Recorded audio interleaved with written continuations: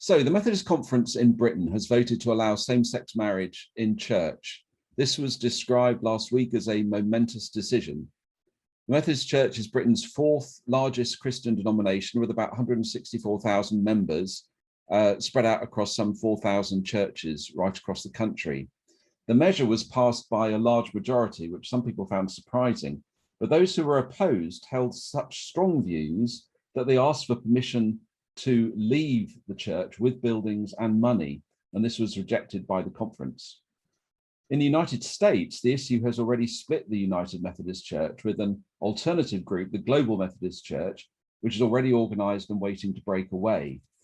The US Church actually takes its final decision on same-sex marriage in 2022.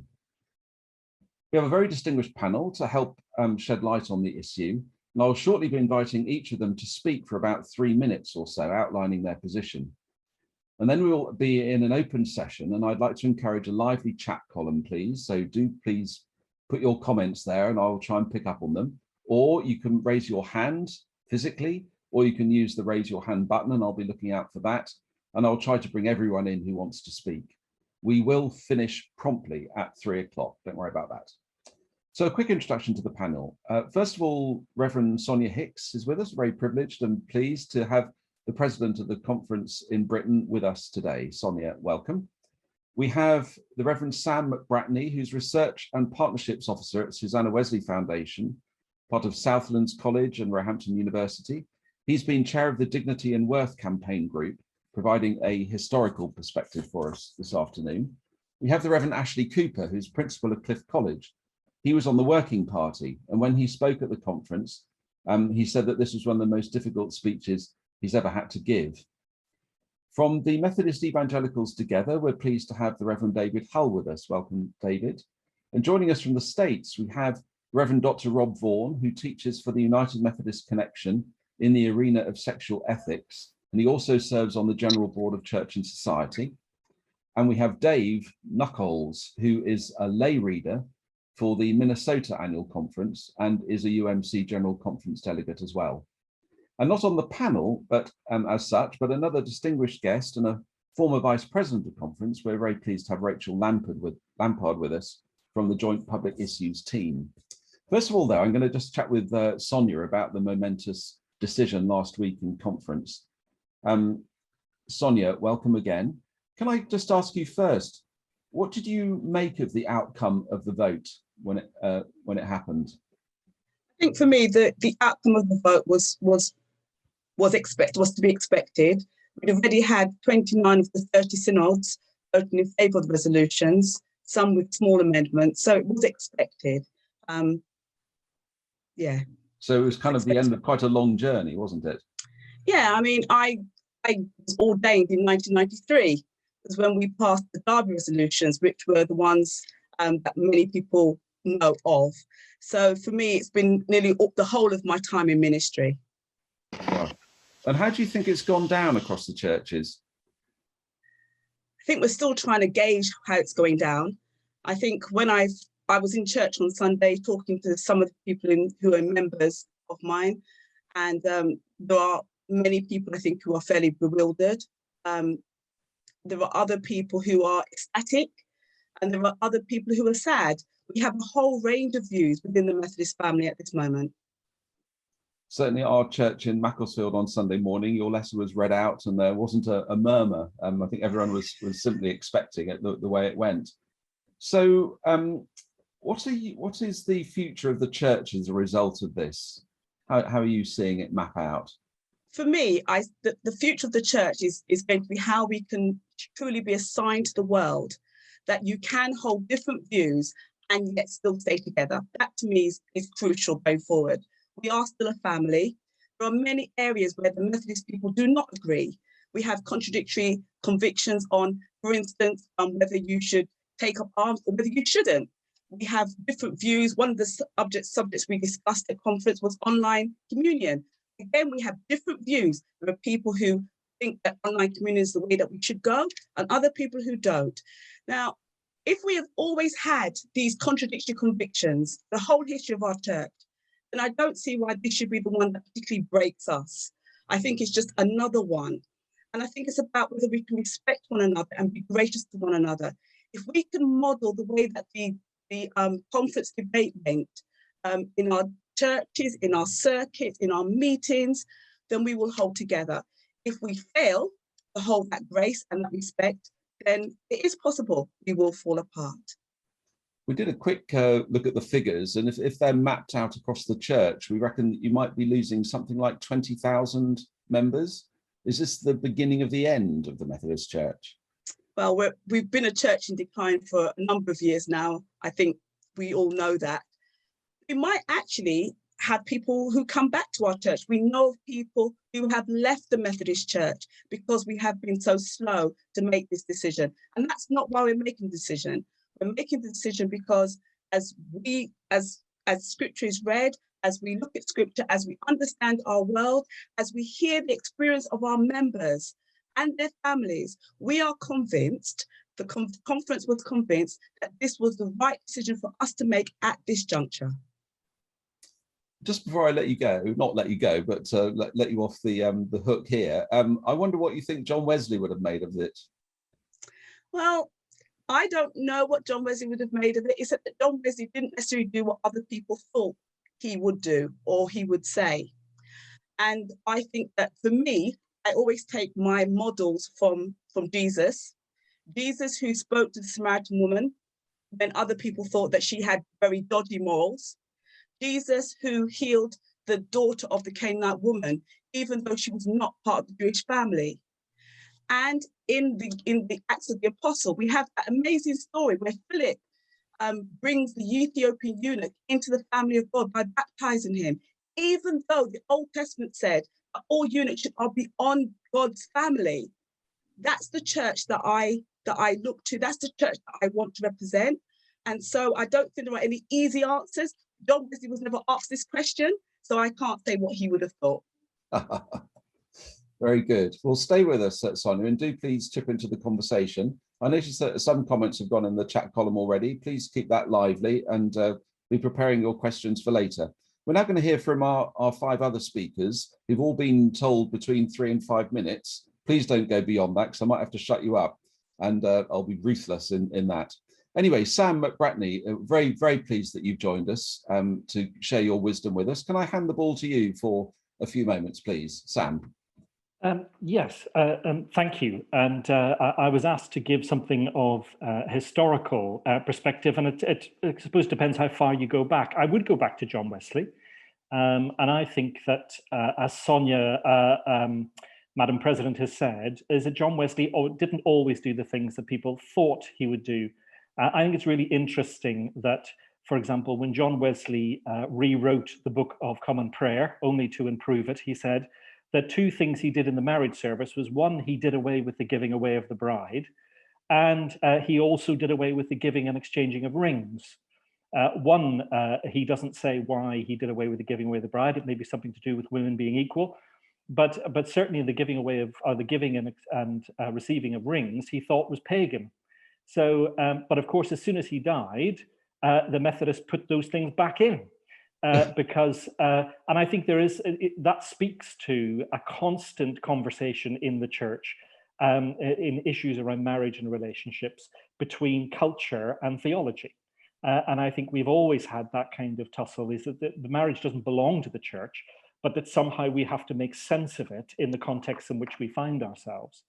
Also interesting that the Wesleyan Conference in the 19th century, when the registration of marriages first happened, they refused to allow their ministers to take part in them because they said there must be a complete separation of church and state. But again, convention, culture won the day, and they eventually had to. So right throughout our history, Methodism has always had a bit of a nuanced view of relationships and cultural mores. So when divorce rules were relaxed in the 20th century, Methodism was one of the first churches in the 30s and 40s to allow the remarriage of divorced persons. And then we began this journey around human sexuality right back in 1979, when I was but 7 years old, that the Methodist Church in Britain began its first serious conversation. So it's taken us 42 years of conversation to get to this point. with certain steps along the way. 1993, as Sonia has said, was a crucial year in terms of a set of resolutions that were both affirming of the ministry of LGBT people in the church, but also alongside that held to what it called the traditional practice and teaching of marriage. And then as, again, in England and Wales, as civil partnerships came online, and then as same-sex marriage came online, the Methodist Church were one of the first churches to respond to those developments in society and to offer a theological response to that. And so we are where we are because at each stage, it seems to me that we have taken very careful steps together to try and work out and think through together how we are to respond as a diverse church. And I think that's why we're at this point now where we're able to affirm an extended definition of marriage, which is for some people just between a man and a woman, and for other people between any two people. It's also important to say, I think, that we're not the first Methodist church in the world to do this. I think we're about number 12 in the world. And so we were beaten to it by Canada and New Zealand and South Africa and Argentina and Uruguay and Colombia and Italy, among others. And so, we know that this is a world issue within the World Methodist family, but that Methodists in different parts of the world have taken different views and will continue to do so. Brilliant. Thank you very much. How insightful. And can I just ask you, were you in favour of the decision? Well, yes. I mean, I'm openly gay and in a relationship myself. So yes, absolutely. I was on one of the earlier, two of the earlier working parties on this that came eventually to this set of proposals. And I think I was still quite shocked that there was such an overwhelming endorsement of where we were up to. But I think part of the reason why we were able to endorse the proposals is because we weren't asking anybody to act against their conscience. Right. And they were very strong. I was part of a small group of people at conference that helped to write those conscience proposals and made sure that people who disagreed with me were protected as much as those of us who want to go ahead. And I think that's been really important, is to try and maintain a diverse church. Okay. All right. Thank you very much. Can I bring in now Reverend Dr. Rob Vaughn from the States? Rob, welcome. Warm welcome to you. Thank you very much. It's great to be with you, and congratulations to our sisters and brothers in the Methodist Church in Great Britain. We are so grateful for your actions and your boldness. And we just hope, again, you have led us in the global Methodist family to the right way of being faithful to God. You had asked a moment ago about what would Wesley think? Well, one of the things that is important for me is Wesley's connection of faith and life, how he wanted to be sure that the gospel was heard by every person. And we know those histories of going out to be sure that's heard. And that's what makes sense for me. Again, trying to be true to this particular branch, this particular flavor of the Christian experience, being sure that everyone is able to make sense of their life as they seek holiness in their most intimate relationships and in the communities that we seek to form. So I'm really grateful for again, you leading the way. We have in the United States a little bit of a similar pattern, as well as somewhat of a dissimilar one. I think where we are, as we hope that our General Conference will be able to meet next summer. Of course, we have some anxiety about that with the global pandemic and catching up on visas and all that kind of things to make it happen. But being able to offer our sisters and brothers who have begun to form the Global Methodist Church, our group of traditionalists who have historically always sought to find a way to separate for a host of reasons beyond sexuality, as sexuality seems to be just one tip of the iceberg or symptomatic of some other very deeper theological concerns, seek to offer a way to part with a blessing so that God may work for those who are traditionalists, find a way of establishing their church and do it in a way that's fruitful for themselves. We've had, as you know, several different ways of trying to make this happen. Dave was a part of one of those large global organizations, commissions that try to move us forward. That did not work out because we are a global church. And so we hope that some of the work that is going along now, both with what we call the protocol, as well as what's occurred and risen up globally in many other parts of our connection outside the US, a way to move toward regionalization will be a way to move us forward, providing context in each local area that's appropriate for things that are appropriate. And I live in Virginia, where a conference will probably have very, very few folks who will choose to move outside of our mainline United Methodist belief that everybody is welcome at the table, all may be married. But in other parts of the United States, there'll be others, larger numbers, who may seek to affiliate with a more traditionalist route. But I think that as you have been overwhelmed by the vast majority of votes, I think that's going to be very similar. Many of our folks, as we move closer and closer to that decision point, who we have thought, I have personally thought, would be moving toward a more traditionalist piece, is that, we really are family, as Sonia has said, and you don't just break up a family easily. But that has given rise to a question that is significant, and I've read in your documents that you have wrestled with this as well. Where do folks who are kind of in the middle, they're not really fully ready to affirm a fully inclusive church, but they want to affirm everything else. And on their move to sanctification, is there a place for me? I don't want to be a part of another expression. I want to stay here. So we seek to still, I think, find a way to be sensitive to all who want to remain within sort of the mainstream expression of United Methodism. Thank you. Okay, thank you very much, Rob. Now, a different opinion from Reverend Dr. David Hull. David, you're very warmly welcome. Would you like to share with us now? Thank you very much, Michael. Good to be with you. Good afternoon, and thank you for having me on the panel. And I think you just ought to be congratulated for your bravery and optimism of having a panel of Methodist preachers and asking them to confine their remarks to 3 to 5 minutes. I think that is unsurpassed in optimism in my views. But I think that the figures that you ran are quite correct in reminding us that there are thousands and thousands, tens of thousands of Methodists who are very unhappy with the decisions that the conference has taken. And I think you began the discussion in a very good place, the history of the Methodist Church. And that has been part of the discussions that we have had within our denomination. And as I look at that history, what strikes me is the overwhelming consistency that we see at the heart. So there were some differences of approaches, but the overwhelming consistency at the heart of those developments was the understanding of marriage as the lifelong union of one man, one woman, to the exclusion of all others, and the only appropriate context for sexual intimacy. And the accents may have been placed differently on the music at different times, but they were all playing the same piece of music.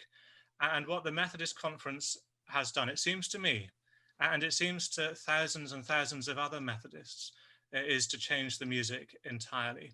And evangelical Methodists who stand with us within the Methodist Church are absolutely committed to this fundamental belief that Jesus Christ offers a unique vision for life to the world that is better than the world has ever known and is better than the world will ever know.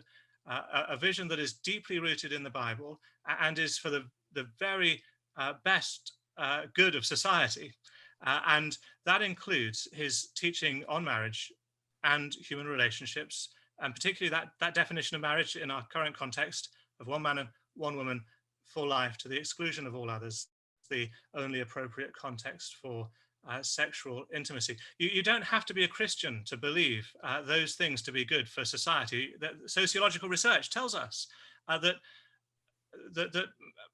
marriage, strong marriages are part of healthy society. Now, this isn't to make judgments about individual families at all. There will be cohabiting families, single parents who are doing great things for their children, and their children will go on to do great things. But the research tells us that children who are brought up by two biological parents who are married to each other generally, on the whole, do better against almost every measurable outcome than their peers in other contexts. that is a secular understanding. That's research. That's not Christian faith, but it is backed up by the vision that Jesus offers for life that we long to hold out to the world.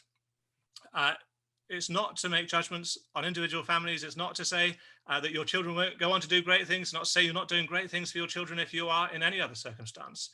But strong and healthy societies need good marriages. Now, what the Methodist Conference has done is two things, really, at least. It's affirmed cohabitation rather than holding out that vision for marriage exclusively. And it has changed its definition of marriage to extend it to any two people. In the conference debates, there was talk about a line being crossed. And this is true.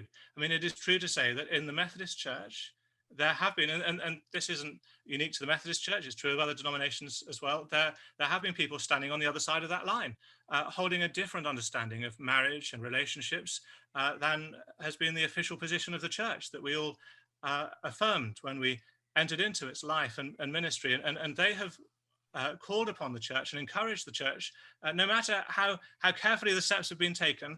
Nobody's denying that that's been carefully done, but they have called the church, encouraged the church to cross over the line and change its teaching. And there are thousands upon thousands of us who feel very sad about this decision and find ourselves in a very, very difficult position. We're looking around now and seeing that the church has crossed the line that we cannot in good conscience cross, and we're left standing alone.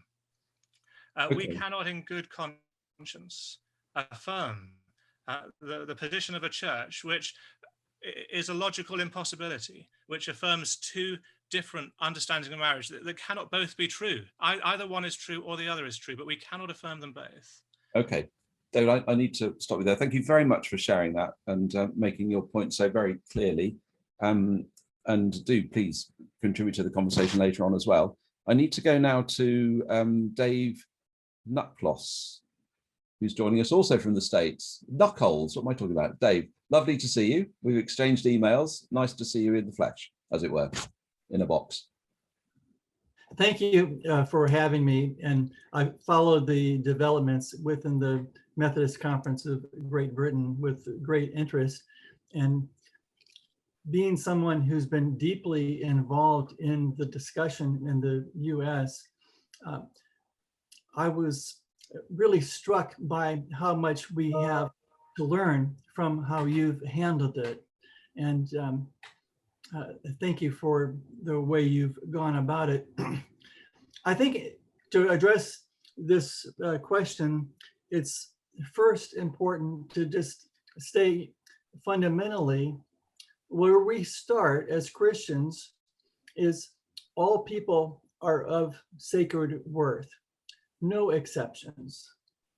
And as Christians in the tradition of John Wesley, we are very oriented to the ways grace can work in our lives to transform us. And the starting point, prevenient grace is the term we use.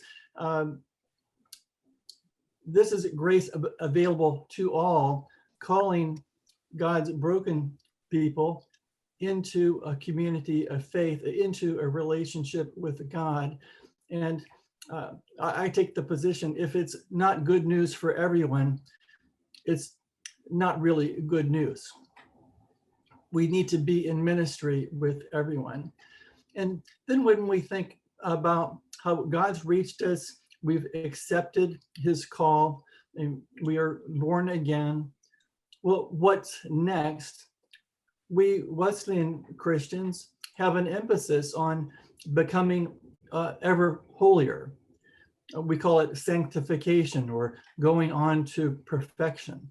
And we don't tell people in our pews, here's the sin you need to work on next. Or we can't fellowship with you if you're not whole in the way we want. And when we exclude a group of people from that process, we are not really living out the entire gospel. So I'd like us to trust in God and to trust in the Holy Spirit working in the lives of people to become ever more holy in our faith communities. That's my basic proposition in approaching this issue. I would like to point out that there are some similarities and differences in the way this issue has been worked out in the United Methodist Church. And I can't go into depth on all of them in the 5 minutes allotted. If there are questions, to tease them up. In the United Methodist Church, we're dealing with issues of gay ordination as well as same-sex marriage. We haven't gone into the other issues like cohabitation, for example, but it's ordination and marriage. The process we've gone through is through our general conference, which is a body that meets every 4 years rather than every year. And it's tended to proceed as a series of high stakes votes every 4 years by this delegated assembly of 800 to 1,000 people. Whereas in the British Methodist Church, you've been able to reach each synod and have really deep conversation, bringing people along. That's the part that I think we could learn for. And next, it's a global vote when we do it rather than a national vote. And we have a trend that we're moving towards. You can see in practical fact rather than in the rule books, but a trend towards regionalization. So making the decisions at a national basis or region of, say, Western Europe and Eastern Europe will go different ways on this. And it turns out that society is so different between America, Western Europe, Africa, Philippines. We've been pretty much stuck by the global votes. So, okay, Dave, I need just to wind you up there, if that's okay. Do you want to make one more quick point? My last point is we can discuss biblical interpretation. We can discuss whether one or more views can be compatible. That's one line. We can look at ecclesiology. What are the church rules? We've been pretty much focused on that in the US, but I think the most important thing is missiology. How are we going to reach new people for Christ in the present age? Thank you. All right, thank you very much. And finally, if I may turn to Rev Ashley Cooper, just to say we're looking for your questions, please. And I'm going to be opening up the floor after Ashley's had his few minutes now. Ashley, thank you so much for joining us. Lovely to see you. Thanks, Michael. It's always good to be last. That's what I say. And you can just say what I want to say has been said, but actually what I want to say has not been said to this point. I was ordained in the Methodist Church in 2001. So this is my 20th year as an ordained Methodist minister. And for the whole of that time, the Methodist Church, its ministers and lay people have held differing beliefs concerning marriage and relationships. I think that is the reality. And for more than those 20 years, we've talked about dates going back to the 70s and 1993, is we have lived with difference within our church and the tensions of difference. And those of us in leadership in the church have had to kind of live with those tensions over the last 30 years. I think the decisions the conference has taken embrace the reality of where we have been for the last 30 or 40 years and seek to offer a path forward for all of us. Where I will absolutely agree with David Hull and others is that I remain, as a Methodist minister, committed to a belief and a deep theologically held conviction that marriage is the lifelong union of one man and one woman. That is the position that I hold. And I remain a member of the Methodist Church in Britain and will continue to remain a member of the Methodist Church in Britain over these next years and months and seek to live out the implications of the report that we have agreed together as the Methodist Conference. That report, as has been said a number of times, holds that we will not all agree on this issue, and it doesn't ask us to all agree on the issue. It holds two definitions of marriage. It holds that marriage for some Methodists will remain a man and a woman only, and it holds, as Sam said earlier on, that some Methodists believe that the two people in marriage don't have to be a man and a woman and can be of the same sex. Now, the hard part for us now is learning how do we live holding those two definitions. For some in this conversation, it's been said, we can't live holding those two definitions and we need to step out. For some of us, I was on the working party of this last report that was voted on at the conference. I fought really hard to say we are stronger together, we're stronger for the gospel together if we can find a way of living with difference. Because we disagree on all kinds of things. Why is this the one that we're going to split over? This, and I don't think this has yet been said, for me this is not a doctrinal issue. For many would say this is a doctrinal issue, but in the Methodist Church, marriage is not a sacrament. We don't hold marriage as a sacrament. And so therefore this is an issue of order, not an issue of faith and doctrine. And so we're not changing our doctrinal statement or our doctrinal standards.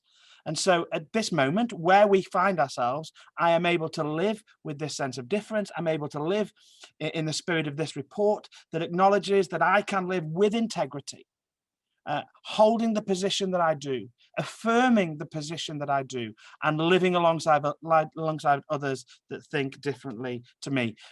The future for me, I think, is I'm deeply concerned about the relationships within the group that would traditionally call themselves evangelical in the Methodist Church.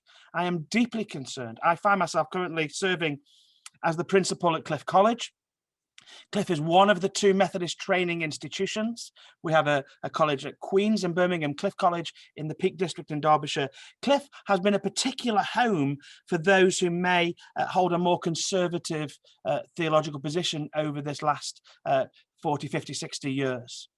And I'm deeply concerned about how we would hold together those who would call themselves evangelicals in the Methodist Church. And I want to commit to doing whatever's in my power and influence to bring a kind of sense of unity and healing, because you are right. And I think the numbers you suggest, I have had, as you would imagine, lots of emails and messages over these last days, disappointed that I remain a Methodist member, disappointed that I'm not taking the college and doing UDI, disappointed that I'm committed to the journey ahead. But I actually believe that's what God calls us to do at this moment, to work together, to provide a new way forward and to live together. So that's where I currently find myself. And I believe the evangelical movement can offer a strong voice to the British Methodist Church moving forward if it finds a way through this current place that it finds itself. I'll stop there, Michael. Ashley, that's fantastic. Thank you so much. I've got quite a few comments and questions which I'll come to. If I may put a question just initially to David Hull, please. Have you been in contact with the American Breakaway Methodists, I wonder? We've had contact with all sorts of groups overseas and within this country too. So yes, we have. In fact, Ashley and I were at the launch of the American Wesley Covenant Association right at the beginning, and we're very honoured to be guests there. We have not had any negotiations with them, but we have fellowship with them as we have fellowship with many others too. So no further down that road. Rachel, would you like to come and share your thoughts with us now, please? Rachel Lampard. Thank you very much for that. I'm a former Vice President of the conference, and as with many others who on this panel have been along with this discussion, this debate within the church for many, many years through the different stages. And I just want to thank Ashley particularly for your words there, and also how you've lived this out over the past few years through conference and through the working groups that you've been part of. And I think you actually summed it up beautifully at the end, and the place where we've arrived. I too agree that I think we are stronger together for the gospel. And I don't want to kind of comment more on that. What I do want to draw on, I think, is something that I think hasn't been mentioned, that you gave us through the work that you did on the report, and that was helping us, reminding us this isn't just about same-sex marriages, it's about marriage and relationship, and the work that the group did on saying what is a Christ-like relationship, and reminding us of what a Christ-like relationship, intimate relationship looks like. Self-giving love, commitment, fidelity, loyalty, honesty, mutual respect, equality, and the desire for mutual flourishing. And I think if we are able to start helping each other reflect on that as the basis for relationships, going around having various conversations, facilitating conversations on this report, hearing the pain as well as the joy that exists in so many people's relationships and in marriages at the moment. I think being able to reflect as Christians together on what a Christ-like relationship could be something that we learn together from this debate. Two other things I think we can learn. We've heard a lot about being able to live together, to hold together when we have differences. Sonia called it a sign to the church. I think it could be a sign to the world if we are able to do this. And the Methodist Church is working with a small charity called Place for Hope, which is aimed at helping people, helping organisations, not only to deal with conflict, but to see conflict as a way to transformation.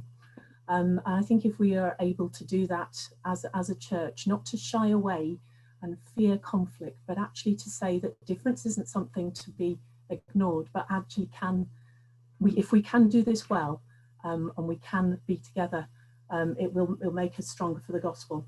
And then finally, drawing on the point that I think Dave made about the challenge for missiology, what this means. The title of this session wasn't just about the marriage and relationship report, it was about the future of the Methodist Church. And we've heard comments about the numbers, which have, as Sonia said, been concerning for many, many decades now. But if we're talking about the future of the Methodist Church, what God is calling us to be and to do, then I would point people to the work that's being done around the evangelism and growth strategy, the God for All strategy, that holds together evangelism and social justice. I think this is a new vision for the church and something that we can offer of Christ's love to the world. Thanks very much, Rachel. Did you want to respond to any of that, Ashley? No, other than to thank Rachel for the comments. That's really helpful. But I think she's absolutely right to draw attention. We have focused a lot on same-sex marriage as our conversation, and Rachel is absolutely right that the report was far wider than that one particular issue. Folk tend to land on a couple of resolutions at the very end of the report and as trying to sum it all up. But actually, the report looks at what it means to relate well, to love well, to look at the community in the Godhead and how all that enables us to look at what it means in good relating with one another and relationships. So I think absolutely rightly, Rachel draws our attention that the report that we are discussing this afternoon is far wider than just same-sex marriage. So yeah, that would be my only response at this point. Can I just ask Phoebe Parkin to have a look in the chat column, please, and respond to my question? We've had a question from one of the RMC team who wants to know whether clergy have the right to say no to marrying same-sex couples. I believe they can. Is that right? Yes, that is absolutely correct. What this report does is gives a conscience clause for both ministers who find that they could not at this point marry same-sex couples, but also local church. There's a conscience clause for each local church if they feel at this time that is not a ministry that the local church they're a part of can offer. So there's two conscience clauses, and that's really important because that's how it allows us to maintain together with difference, that there are opportunities for us to say this isn't where we are, whilst we want to enable others for whom that is exactly where they are in terms of their thinking and their ministry to do that. Yeah, that's true. Good. I've got two questions, but which may be other people might be wanting to ask as well. But if anyone's got more questions, then do put your hand up, please. Any journalists amongst us want to chip in? Yes, Rob Vaughn. Yeah, this is Rob. Just want to comment on our prior discussion and say, you know, Ashley commented about marriage not being a sacrament in our tradition. However, it's one of the things I deeply appreciate about this report is a recognition that marriage does have sacramental qualities, that God's grace can be mediated through the intimate relationships of others. And the conversation expands that to all different kinds of intimate relationships. I deeply appreciate that you've not just focused on sex, but sexuality, and the way in which God's grace has available to all, recognizing not just in partnerships, but also by engendering a community conversation about what's important in intimate relationships. And so thank you for including that deeply in your report. Thank you. I'm so pleased that Phoebe Parkin's joined us. Phoebe is currently the Methodist Youth President. Oh, there she is. I was going to say turn the camera on. Nice to see you, Phoebe. Speaking from a slightly younger perspective than a few people on the call. Anyway, what are you making about all this? Speak for your generation. Oh gosh. I guess the thing that I have to say is that I can't speak for my generation. I think that children and young people are just as diverse and just as wide-ranging in their perspectives as adults. I think that in our conversations with the Methodist Youth Assembly in Britain, there's been a lot of positive talk from children and young people about inclusion and acceptance of all people in our church, and they hold that with incredible importance. But I think what I find really important is that as we go forward, we need to be a church that provides pastoral care and prayerful pastoral care for all those who will be affected by this. And I imagine there'll be a lot of children and young people who will be affected by this, not only those who are really excited by this change, but also those children and young people who might find this change really challenging, where their views might be different from their peer views or different from their family or cultural background views. And I think that will be a really difficult path for some children and young people to navigate. And I guess just one of the things that would be important to avoid in all of these conversations is assumptions that somebody's background or age or demographic might shape their views on this. I think for me, it's been incredibly humbling to be part of these conversations and to hear the grace that lots of people have used and shared. But I think going forward, for me, that's the most important thing, is that we hold children and young people in prayer, especially because they're in a society where lots of their views are under scrutiny, and I think that we have to be able to equip children and young people to talk about this as well, not only to hold them in prayerful and pastoral care, but also to have these conversations with them, not do this work to them, but involve them and let them know, okay, these are all the different theological perspectives that our church holds, and walk with them on that journey. And I think that would be really important. Thanks so much, Phoebe. We have another former president of the conference with us. Mark Wakelin's joined us too. Mark, do you want to bring your voice to this? Yeah, I'm fascinated by the discussion and very glad to Madam President Sonia for the tone she set at conference and for the various contributions that are very, very graceful. And I think that's possibly of the things the more radical part of this debate, because for a lot of people it simply isn't a radical issue. Issues of sexuality, it's quite a bubble thing for the church. I think what is distinctive about what we did is we did agree to live with contrary opinions. And I think that has taken a great deal of grace from people on all sides, actually. Those who are weary that we hadn't made the decision, and those who wished we hadn't, that they're going to hang on together. And that has always been the nature of church. We have lived with contrary things. And I disagree with my dear sibling, David Hull, that these you can't hold impossible things. Of course you can. The whole of nature is filled with contradictory statements about the nature of reality and all the rest. But you can with this. And our family have been pacifists, for generations, and in fact could probably trace it back to the very early church, which was pacifist. And to simply say that you can't hold two opinions, we do. We have chaplains in the army and people who support war and believe in just war, and those who don't. How do we live with each other? Well, we understand that truth is complicated. We see, as Paul said, through a glass darkly. And I think here all we can do in the muddle that is now before all is revealed is to live gracefully with each other and learn from each other, while acknowledging there are some issues that are simply too big and they would include apartheid, or they would include attitudes towards women, or they would include slavery, or they would include the Weimar Republic. These are issues the church had to split on. The real question that we faced at conference is this such an issue? Not do we disagree, but is this such an issue? And the mind which I rejoice in is we decided it wasn't. We could live with these contrary opinions. I know that's tough for me and others. Can I go to David Hull for a response, and then Sonia, and then Claren has got his hand up. So first, David Hull, do you want to respond to Mark? I think that the church, as we've said, has lived with contradictory convictions for many decades, and no one has denied that. And indeed, the last time the whole Methodist people were asked, it revealed that they held the teaching of the church then, the 1993 resolutions that we've talked about, in high esteem, because it enabled us to do just that, live with contradictory convictions. We no longer do that as a church. We live with contradictory affirmations and contradictory practice.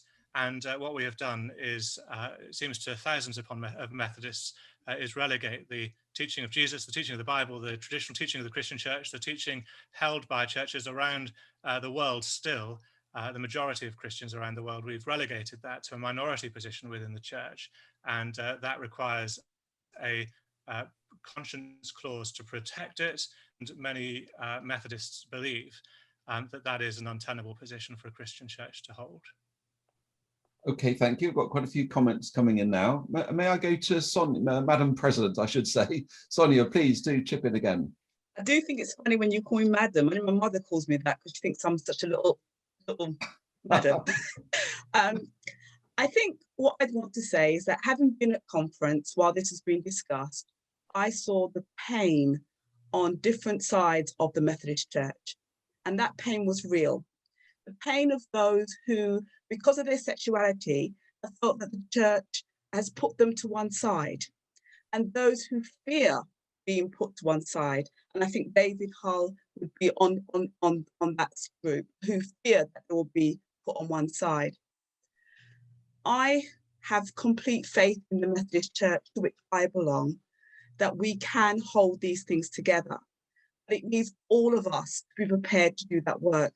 I said in my presidential address that living with tension is not the easy option. So we haven't chosen the easy option. People talk about a fudge. I think we've chosen a really hard place to be, because we're saying we're going to try and hold these two things together, no matter what the cost. And I think actually that is a very brave thing to do.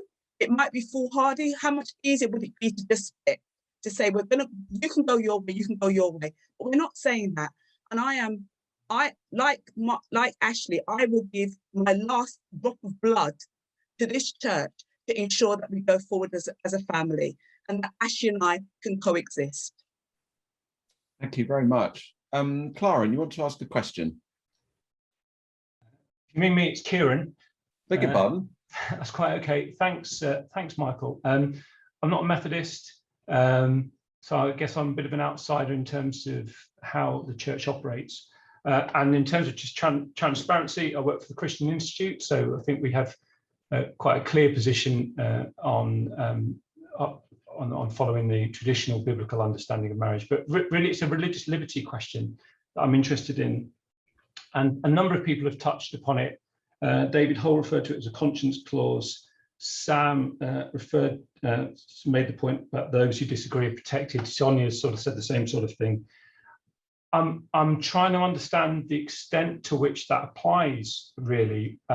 So put simply, if you are a lay or ordained Methodist preacher and you're preaching through the Bible, and your understanding of Scripture is to say that marriage is between one man and one woman with the exclusion of all others for life, that's your understanding. Even within this context of this change, are you free to preach that and to deny that that other forms of sexual intimacy are legitimate before God? Gosh, who's in a position to answer that? The answer is yes. You are free to do that. I have heard that from more than one Methodist pulpit, and I'm sure I will go on hearing that. At the same time, it's also free for those of us who don't agree to stand up and put another point of view, and it's up to ordinary Methodists to choose which line they go.